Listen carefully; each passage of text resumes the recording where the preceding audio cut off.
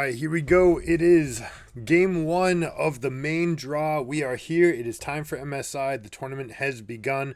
Brand new format. Now, G2 has some games under their belt. However, there's been some things to work on. Now, for one, Broken Blade has been absolutely cracked. He's been playing out of his mind. So they're giving him Darius again, which it seems like G2 has pegged as a counterpick to Vi, saying, hey, you guys want to try to dive in to start a fight? You've got Vi Leona. Well, we'll take Darius, and we're going to let that fight come to us. We'll play for Siege otherwise and let Darius take over the fight from there. Also in the short range category, but explosive damage, we've got Lissandra and Draven. So Caps, Hansama, and Broken Blade have been playing cracked in this tournament. Yike, not so much. Yike has some stuff to work on. He's the least experienced on the international stage out of all of these players. So it might make sense, right? He's trying to maybe trying to outperform, outdo himself, getting to the stage. If I'm his teammates, it's okay. Just be yourself. We got this. Going into this game, there's definitely a narrative with these two compositions, right? Draven, Lissandra, Nidalee, Darius, everything is pointing to the early game, and this bot lane is going to become explosive. And with Nidalee here, the invade will be acknowledged because they did take out that ward to get in. Expect Vi to move over to the north quadrant. And now we're going to use Draven and Braum, who, by the way, expertly, and Hansama being the person who has done this the most in his league, fumbles it by half a second, which shows that maybe they don't iterate it so much on the invades. They do it normally on their own buff on the leash. Oh my god, we're going for a kill here. But you use Draven, you catch 2 axes while kiting the camp towards your lane, and that gives you enough time to run to your lane. Then you can reactivate the axe as you get to lane so that you have 2 spinning axes. Now, they didn't get that. He shorted it ever so slightly, which means that it took a little bit extra work. He doesn't have as many axes, but the kill pressure is still going to be here. Pays with the very, very fast cleanse, but it is not enough to keep them all alive. Now, press the S button, please, Hansama. He does. Takes 1 turret shot. I would not have gone for that one. That was a mistake. Now susceptible potentially to a flash auto ignite. And Chovy is just beating Caps. Oh my goodness. This is supposed to be a counter matchup where Lissandra is exceptionally strong.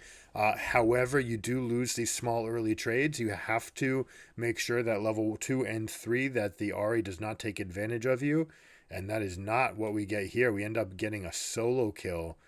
Ahri into Lissandra. Now the wave is pushing out. Chovy will look to push this the rest of the way in and get their recall with their kill, and that is going to be a huge point of power. Wow, nice job by Doran baiting out the E, able to stun up the Darius, but can't take it any further than that. Now this Fiora was picked into the Darius, everybody, so GenG says they've got a plan here. I don't know. I'm not sure that I like Fiora into Darius from here.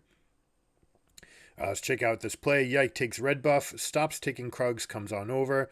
Pays flashing the Q from Nidalee. Braum thinking that he's got one more hit under his belt, but can't quite get it.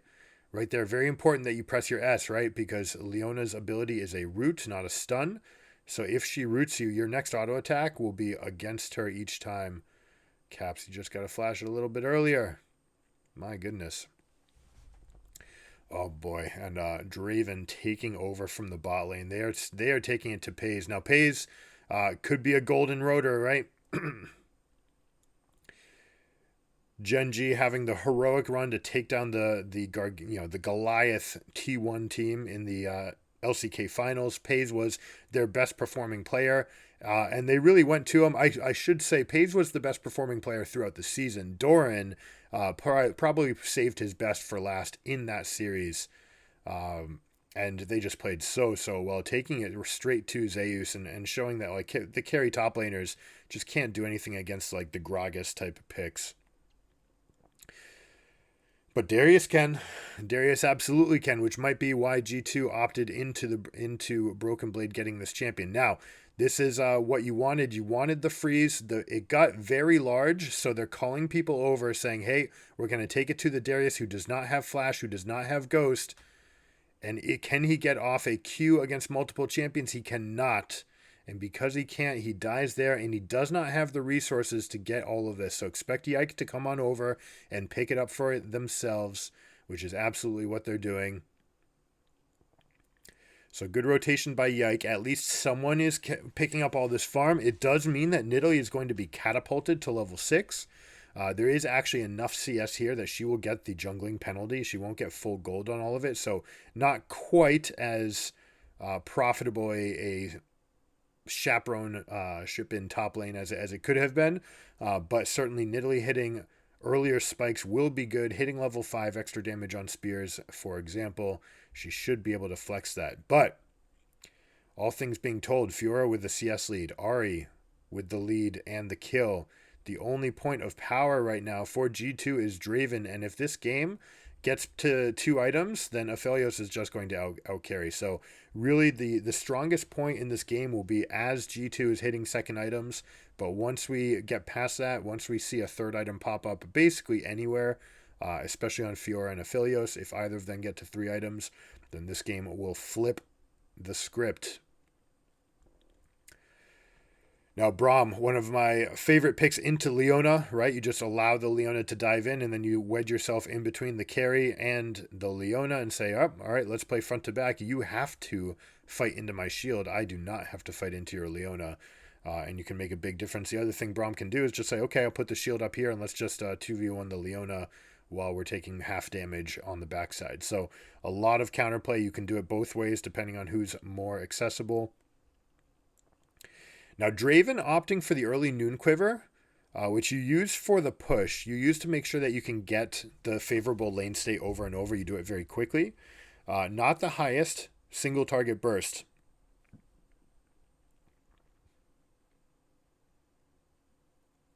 And because of that, you're going to see like these slow and steady plays where it's going to be like, all right, come up here. I'm going to churn through, kill 3 of the casters and 1 of the melees or some sequence like that. Probably try to get 4 minions dead.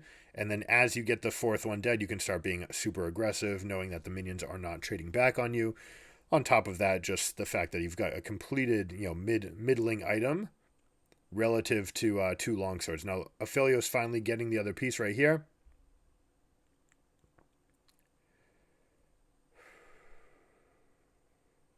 Doran playing this matchup well. Now, here we go. Aphelios, Cull. I can't believe he went Cull, honestly, dude.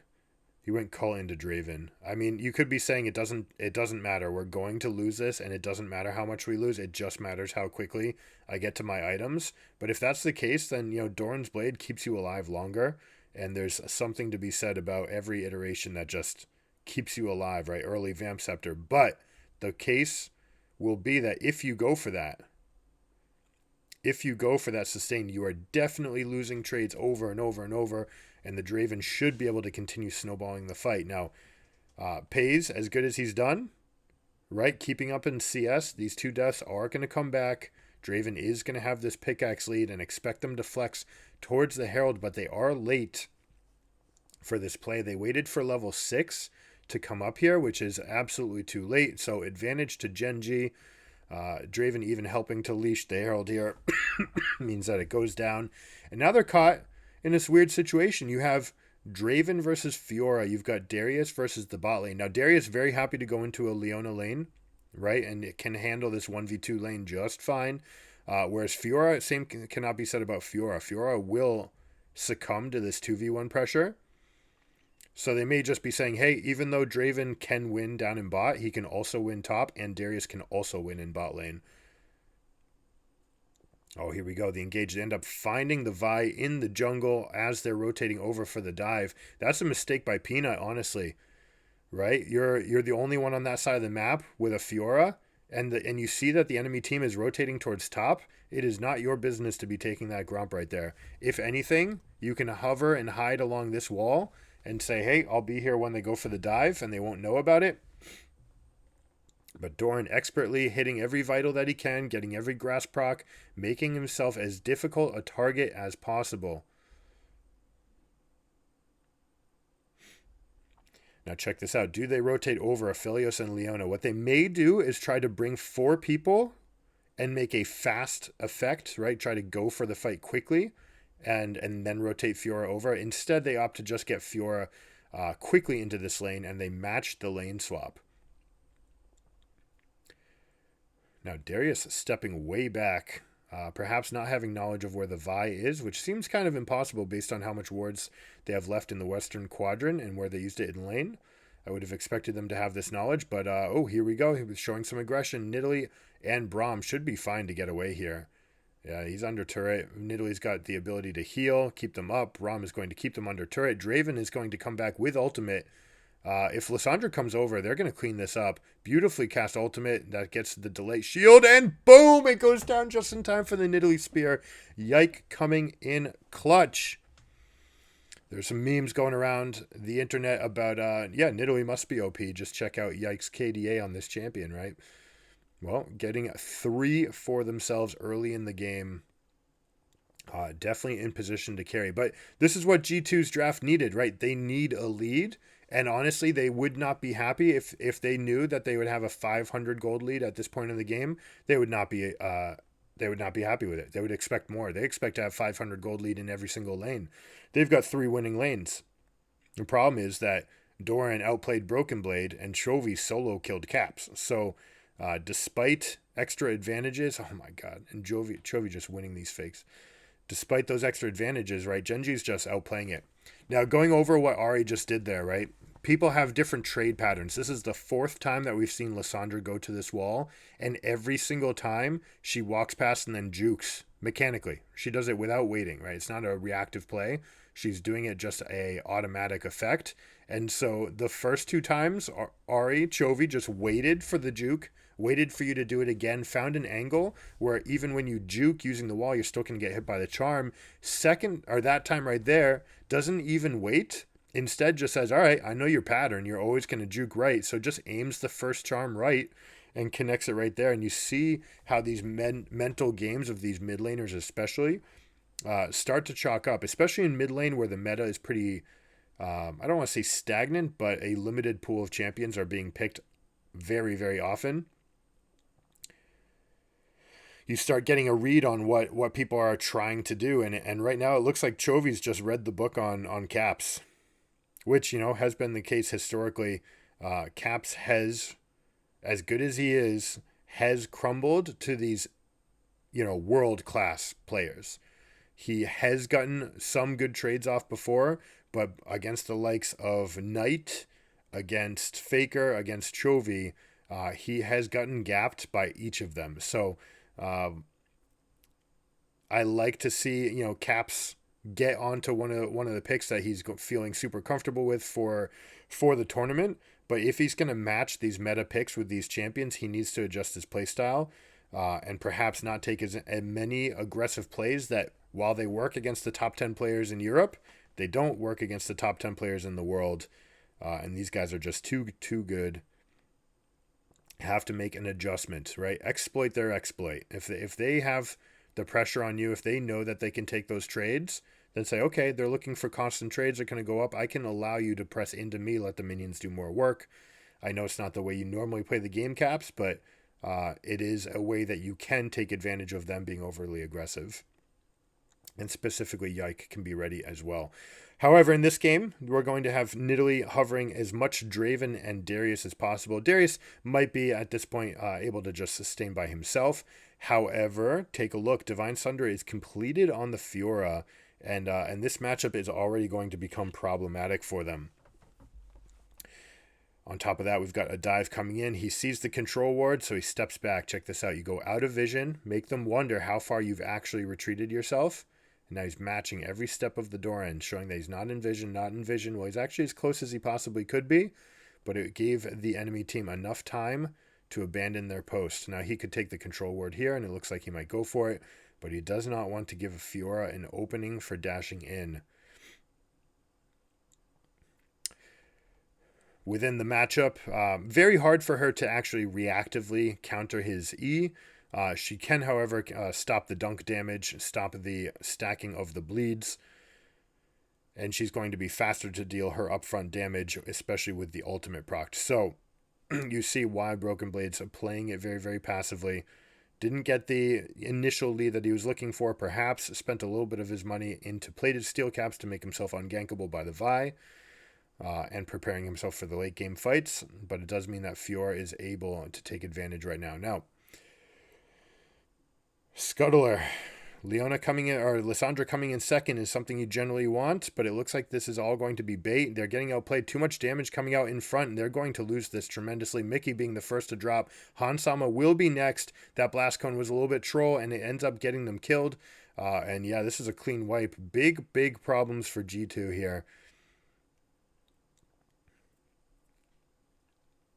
Now, we may get to this point, we may get to a spot where Vi Engage gets matched by Darius and they're feeling, strong enough in that fight. But as the tempo of this game is going, the players on GenG are just going to be too big. The only one who has an advantage here is Hansama's Draven. And sure, he's strong, but it's short-range champion against Ahri, Leona, and Vi. And, that can easily get punished. And this is one of those things where, the status quo, says Draven can't hack it. On the world stage, well, you get a lot of kind of misinformation when you're 70% win rate in European solo queue and you're 80% win rate domestically on the champion. Yeah, you start saying like, yeah, maybe Draven's actually that good. Well, the problem is maybe he's actually that bad and you're just, better at him against people who don't understand how to beat it. When you get against these players that are world class, right? As GenG is, all the Korean teams, Chinese teams that are here, everybody is world class. It is going to be tougher and tougher and tougher to make a Draven work. So 6-4, 3.5k gold lead. Like we said, 500 gold was not enough as we were ending lane phase. It was not going to be enough ever. They really wanted to get more like a 5,000 gold lead. It was actually, within possibility here. And then you can see they're just not quite strong enough. They cannot blow up a Leona. Broken Blade. Dying, getting kited out by Ahri, taking extra damage here. And this all-in approach of Nidalee, Darius, Draven snowball the early game.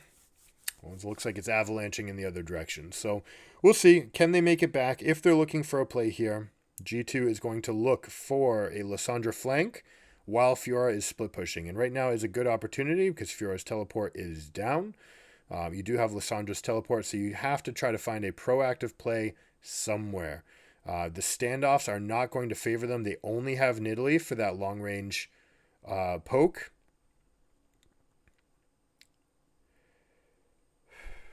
And if these fights do devolve into short range, it's going to be problematic to deal with all the charms, Leona, just all these E abilities that can lock people up, Vi as well. Now, G2 has to be careful. Yeah, there's the go button. The turret is down, which means Peanut goes all the way in. They get the upfront damage. 2 kills right off the bat to begin. 3, and this is game. We already knew the game was over. It was a matter of execution, but that's not what G2 wanted, right? This front to back, like stay there as Rift Herald's being dropped, not what you're looking for. You want to get a numbers up fight somewhere with Lissandra. Instead, GenG able to take it to them, say, all right, we'll take your best punch. It's not enough to kill anybody these days. And as the turret falls, that is the green light for Peanut to jump in. So now they get their cake and they eat it too. They even stop the dragon stacking. So that win condition is gone as well. Now it's just a matter of who goes to side lanes and for how long. Expect Fiora to stay a little bit longer than the Ahri. Ahri will take the lane that's shorter, the closer one to whatever objective is coming up, generally. So expect to see Aphelios and Leona mid. Probably Ahri to go top lane right here, although they might make a differentiation based on the fact that she's got teleport and Fiora does not yet. That sort of overarcs the champion kit. Yes, you generally want Ahri to be closer to the fight than Fiora, but if Ahri has the teleport and Fiora does not, then it stands to reason that Fiora will be the one that stays nearby instead of the Ahri. So here's the fight. Look at those 40% HP bars just across the way, just from scatter damage. Look how healthy everyone on GenG is. They didn't even take that much damage here. Doran happily soaking it up, heals it back up, has the ultimate again. And here we go. They do opt for Ahri into the short lane and Fiora into the long lane. They're just setting up for the long con. This is, the teleport. Oh, you know what? They used their resources. Chovy's teleport got used there, and Fiora's is back up. So now this is exactly what you want. Ahri was able to push that pressure in. She opted to crash right there, which not perfect, right? If you leave that last wave, leave just one melee alive. Just let it linger a little bit.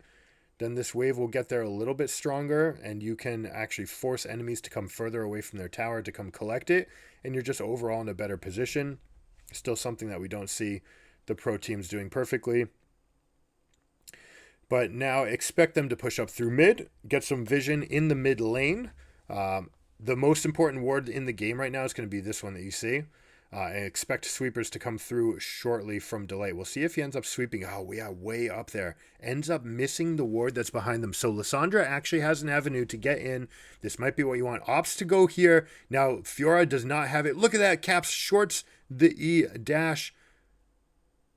Here we go. Multiple routes. You got two different champions, but how strong is she? She's just that strong that she can fend it off with just the threat of a Vi nearby, which does mean that Ahri's going to be able to take top for themselves. If you're G2, even though that might be a losing fight, that is the best fight you're going to get, and you have to just pull the trigger the rest of the way.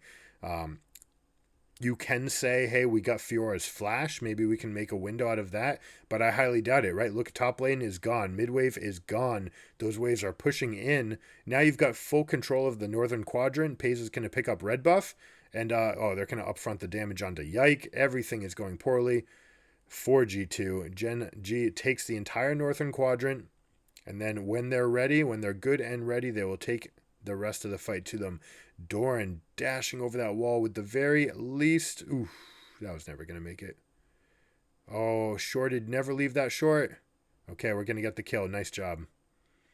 Little Q into stride breaker effect. Good job by Darius finally flexing that advantage, saying, hey, I know your ultimate's down and your flash is down. You can't stay up here the way you did before. So good mastery by Broken Blade, saying I'm up 2 summoners and an ulti. Now I can take this fight, even though you're up a tremendous amount of gold in the lane. Good job executing and taking that. Now, unfortunately for G2, they can't take anything else, right? They're kind of stuck here, leaving the Baron. The good news for them is Fiora does not have this buff, so she will not be able to work with it. However, Ahri, perfectly competent in the side lane, has teleport up as well. So you may see Fiora just meander over to a side lane ready to teleport into a fight, or just join the team quickly. This is the pick that happened onto Mickey X as he's coming up. You know, that jungle is not yours. You need multiple people if you want to get up there, and you got to get the waves in a good spot if you want to have that time. 8.5 gold lead. Substantial. Fiora still has teleport, does not have the Baron buff, so will not be empowering these minions. Check out this wave that's coming behind her. This is one of those situations where it's actually the waves are big enough that you're not going to be able to create a slow push. So this is a situation where you can fast push. Also, since you're the furthest one ahead of your entire team, you want to get that wave in quickly and then go move over and collapse onto mid with your teammates. Now, Fiora gets the wave in, but starts going for Krugs, which is just a mistake. Darius is going to be able to punish here, and using the baited last health bar. Ooh, it gets reposted. So much trouble. Using the last HP bar of the Krug to lock Fiora into an animation, and with her in an animation, goes and gets the drag so she cannot get the riposte. It does mean that she has it up for the ultimate and was able to block. And 3 people committing over here and not getting the kill means that the bot lane is going to break, and this game is just going to end probably right now if they're able to stop more backs. But the backs come in, the recalls are in, and you just can't take this fight. You can't do anything here. Now you're giving up this inhibitor. Fiora is teleporting immediately to this wave that you've already left there. Paze is super strong. And even though you use a Zhonya's or a stopwatch to avoid the Aphelios damage, you're still taking the rest. Now, I actually very much dislike this rotation by Doran. Doran was in a good position, could have taken down that next minion wave and set up for the next wave to come in. Opts to instead rotate over to help his team on the retreat. Now, I think it actually just probably baited them just a little bit into staying a little bit too long. Here we go. Let's see all the upfront damage. Is she going for this fight? Is she saying, hey, let's do it? Team looks like they're just calling back. So definitely different calls here. Doran actually walking into the spear. Have they overcommitted? This is what... all right. This is better than G2 could have ever asked for right here.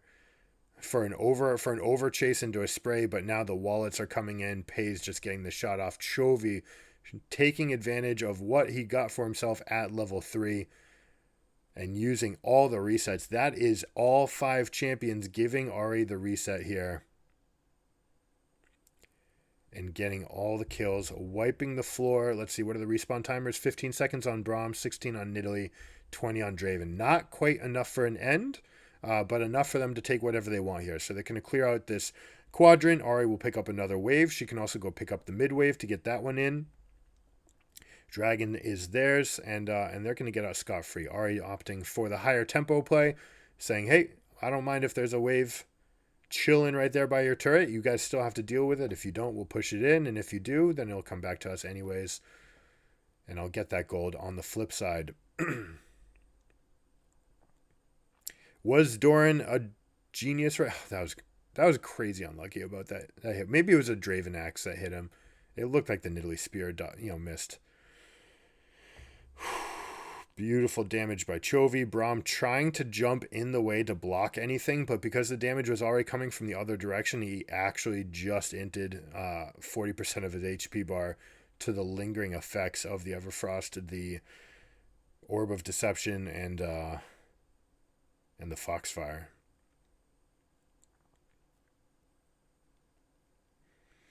Now here we go. GenG just slapping them with their wallets and taking any fight. Doesn't matter. Seek and destroy. You get to this point sometimes. Seek and destroy. Whatever we see, we can kill. We've got that kind of lead for ourselves. And GenG in dominant fashion against a team that should have built up a 3 to 4K gold lead early, ends up turning it into just a 500 gold deficit, immediately slingshots it into their favor. And let's see, GenG. Let's see if you can improve on what Golden Guardians did. No, they're going for the turret dives too. These guys cannot resist it. Finish early. Start rejoicing with the fans. That's what you got to do. All right, impressive game. Good job.